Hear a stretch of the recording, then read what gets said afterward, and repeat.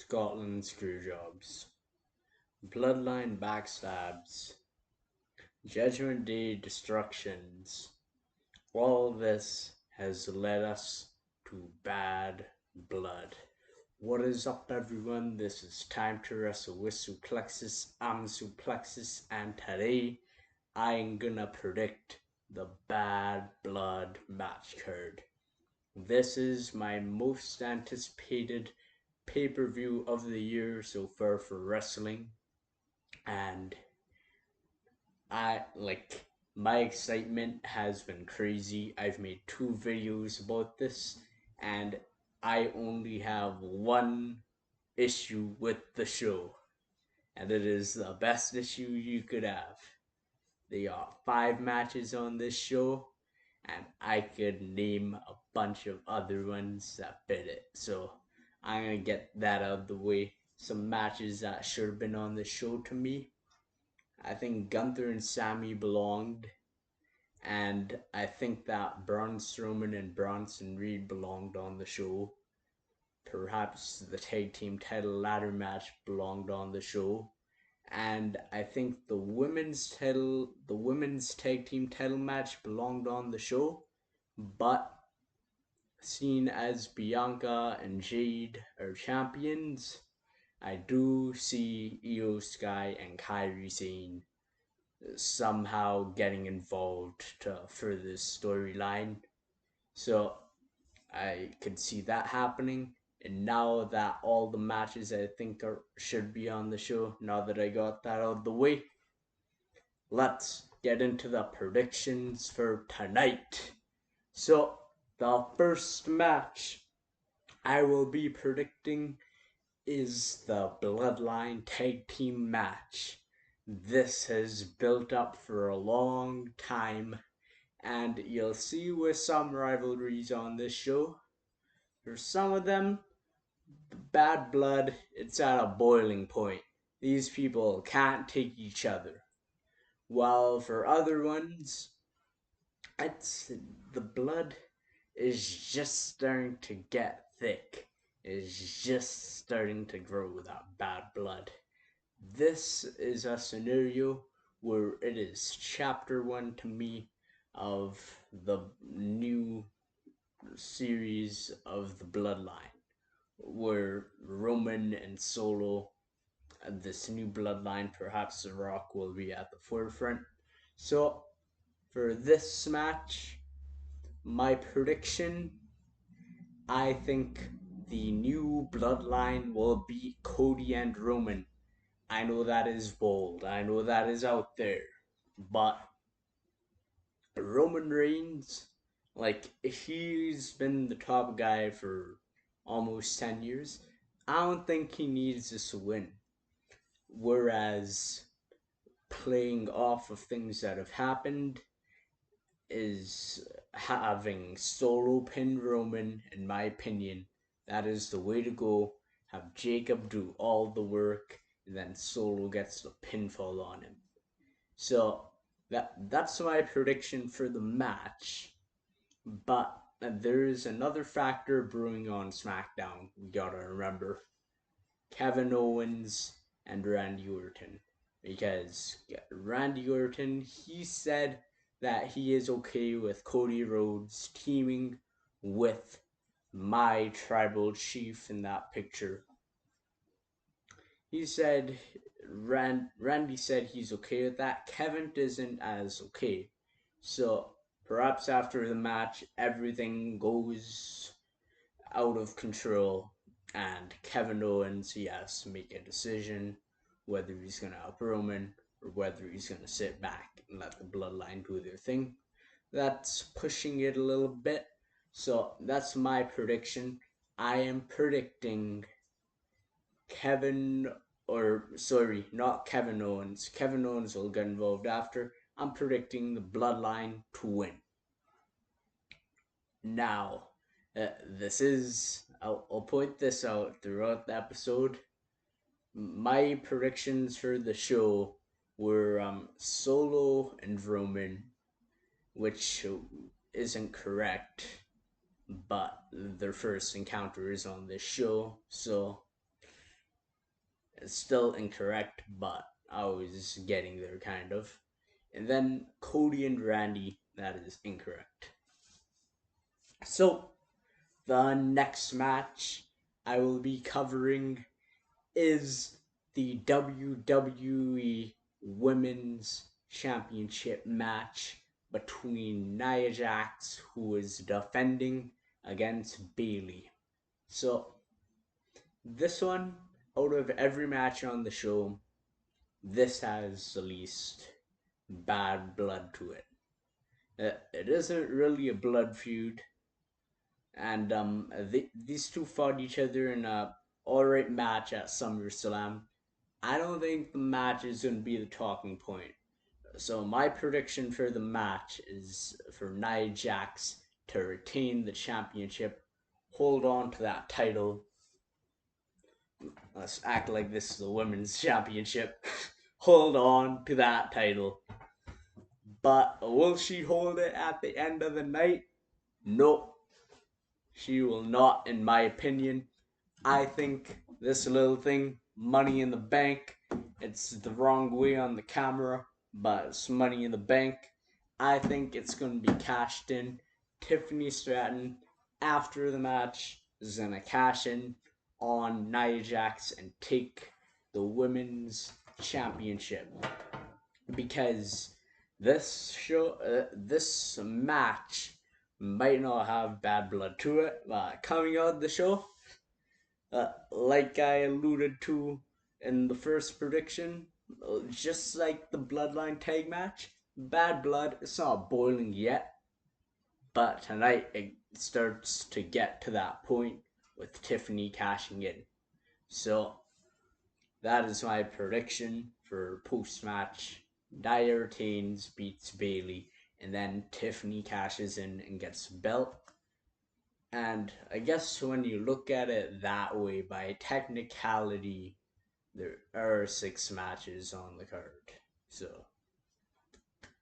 Triple H, you did it. You put more than 5 matches. So, next, anyways, I'm gonna do 2 matches back to back because I think they're gonna bleed in with each other. So, by the way, the Nia Jax Bayley one, um, I did not predict the women's championship to be on the card at all. So, there you go. The next one is Finn Balor versus Damian Priest. This feud, to me, it has it's the weakest of the blood feuds, of the 4 blood feuds on the card. The build has been the weakest. We've covered the tag team match, and I'll cover the 2 other ones after this one. But the cool thing with this one is, like, recently it hasn't been crazy, but this is probably the most long term story on the show because it started all the way back last year. Money in the Bank in London. Damian Priest wins that briefcase, and then he makes Finn lose because he glances at him and signifies that he's going to cash in on the Finn Rollins match. And a similar thing happens at SummerSlam. He gives Finn the briefcase, refuses to use it. So last year they were heavily teasing a split between them. But alas, they became tag team champions together at Payback. And like they would have small arguments, like Rhea would be like, okay, you two gotta settle your issues, like every now and then. But it really didn't pick up again until Liv Morgan started getting involved, or perhaps a little before that at WrestleMania when they lost the tag titles and Damian got the world title. Finn started acting a bit jealous. Everyone in the Judgment Day took notice of that. He was, and rightfully so, because Damian kind of did screw him out of some title shots every now and then. But Finn, it all exploded at SummerSlam when Finn Balor turned even more heel. Somehow, that happened twice in one night. We'll get to the other one. He turned even more heel and he costed Damien the title. Like, to some people, this might be a normal cost of a title, costing of a title, I guess. But to me, this hit a bit harder because you had him try to make him lose the title. Gunther put him in the sleeper. He got out. I had hope. They gave me hope. But then he tried to go over Finn and Gunther beat him again. I'm sidetracking there. Uh, so all these things basically they've led up to bad blood. Whether it was Money in the Bank with Damien, whether it was the world title with the Damien and Finn, it has all led to this match, this moment on October 5th in 4 days. And I think Finn Balor is going to beat him and Damien won't get his revenge.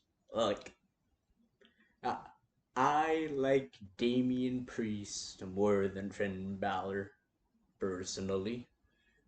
But even for me, it's like Finn, he's lost a bit of the luster he had before. By before, I mean when he beat Roman Reigns for the title, when he went to NXT and became the Prince. Like, he lost that thunder as soon as he got called up. Excuse me. As soon as he got called up in 2021. But this is their opportunity to return him to form. Him beating Damien, it will not be the end of the feud, but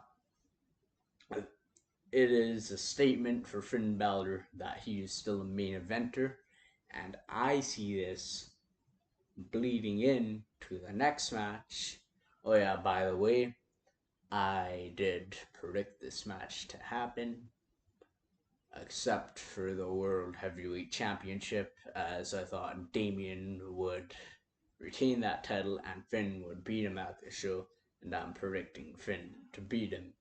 So you could debate whether I'm right or wrong about that one, about that prediction, but here I am.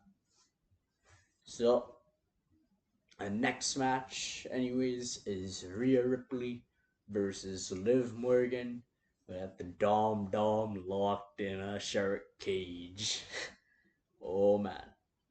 This has at times carried Monday Night Raw, this whole story. And really, even with Finn turning on Damien being foreshadowed for years, uh, it's it's really this feud. It's really Liv Morgan who started the whole downfall of the Judgment Day, or of the Judgment Day in its original form. So this has a lot of heat going into it. At SummerSlam, they fought each other, and it was like Liv's gonna win, Dom's gonna turn. But now it's interesting because I predicted in my fantasy booking thing triple threat with Io, but I was pretty wrong about that because I didn't know she was gonna be in the tag division. So I predicted that, and I predicted Rhea Ripley to get the title back at Bad Blood. But it seems like because it's a shark cage match, and because when you look at the stats, when you look back at shark cage matches, the face doesn't tend to win. Look at the weird match between Big Cass and the Big Show at SummerSlam with Enzo in it. That's not a good match. Let's look at a better example. Look at Kevin Owens and Roman Reigns when Chris Jericho is locked in the shark cage. Look at that. That had all the momentum on Roman's side, but he lost. So, the stats aren't in Rhea's favor, but I am still picking Rhea Ripley to take that title at Bad Blood. The name of the pay per view fits the build. This has reached a boiling point. It's not the beginning, it's at its boiling point. Just like Finn and Damien, it's reached its boiling point.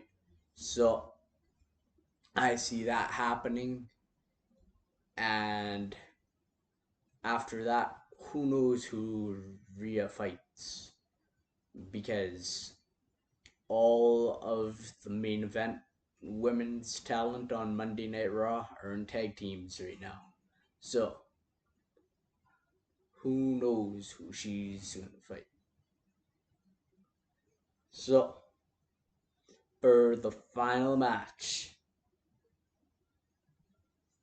everything's been leading to this. All of the Money in the Bank cash ins, the failed Money in the Bank cash in by Drew, the world title being stolen at WrestleMania. The whole reason this show is around, the whole reason this show is around is because it's 27 years of Hell in a Cell.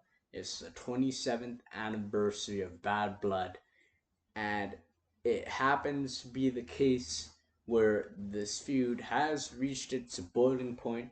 It is beyond boiling point. The temperature is through the roof. It's Hell in a Cell. It's Drew McIntyre. It's CM Punk. After the WrestleMania wreckages, after the Royal Rumble injuries, after the Scottish screwjobs, after the Berlin brawls, it has all gone to this point. So, this one might be the toughest match to predict on the card. Because Bad Blood, there are a few factors I'll go over. I'll say that first.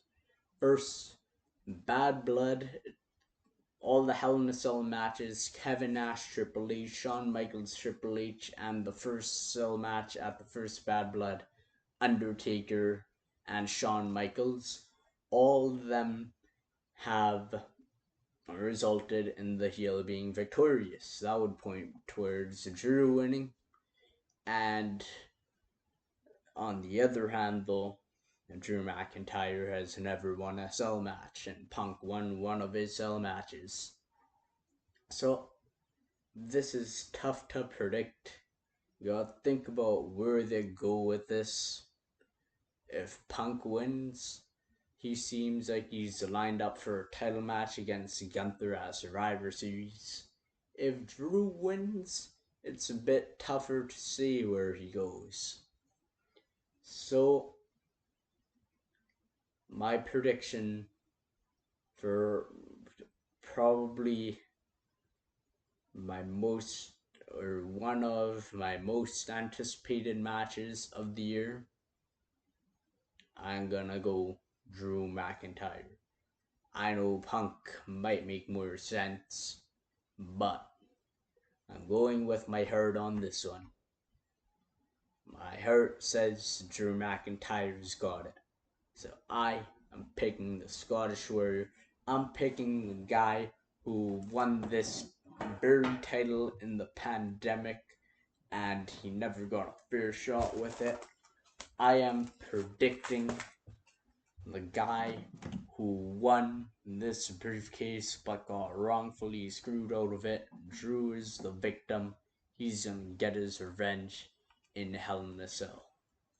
And right now, while we're here, uh, I'm gonna throw out some other predictions for some matches that are announced. So we have the ladder match on SmackDown. I am picking the Bloodline to retain their titles. We have the dumpster match. I am picking Meechin to beat Chelsea Green. I believe we have a women's tag title match on Raw. I believe for the first 2 hour one, I'm picking Io and Kyrie to take those titles from Jade and Bianca. And then the world title match, which really should have been on Bad Blood, is Gunther and Sami Zayn. I am picking Gunther to retain. So, thank you for watching. This has been Suplexis. I'll see you in the review, but for now, have a good one.